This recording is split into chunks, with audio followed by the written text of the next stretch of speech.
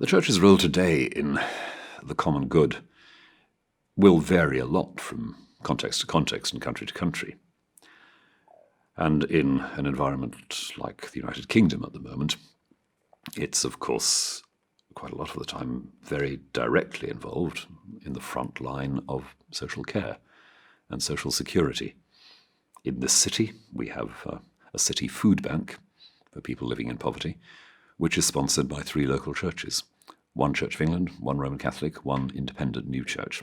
A very good example, I think, of very different communities coming together to do things together. And I think it works in this country partly because people think that the church, for all its failings and all its oddities, is still there in some sense for the good of the community. It hasn't got an axe to grind for this or that group in society.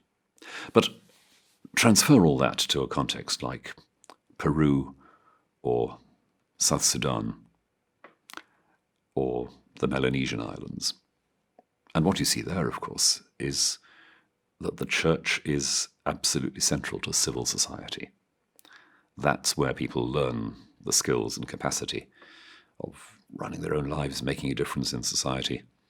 And especially in a lot of African settings that I've seen close to, particularly post-conflict societies, what you see is the church, especially the women's organizations of the church, having a really pivotal role in dealing with the fallout and the long-term tragic consequences of war, rehabilitating child soldiers, dealing with issues about women who've been raped and abused, standing out against domestic violence and gender-based violence, training women in small-scale cooperative economics.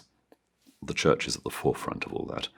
And one of my most poignant memories is an evening in the Democratic Republic of Congo a few years ago with about 40 young people, all of whom had been abducted as children to work in militias of various kinds. They'd all been child soldiers. They'd all been brutalized.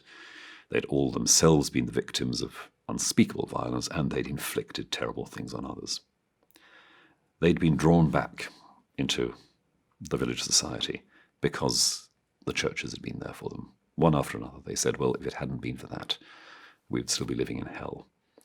And when people ask me about the justification of the Christian church's existence, actually it's those people I think of.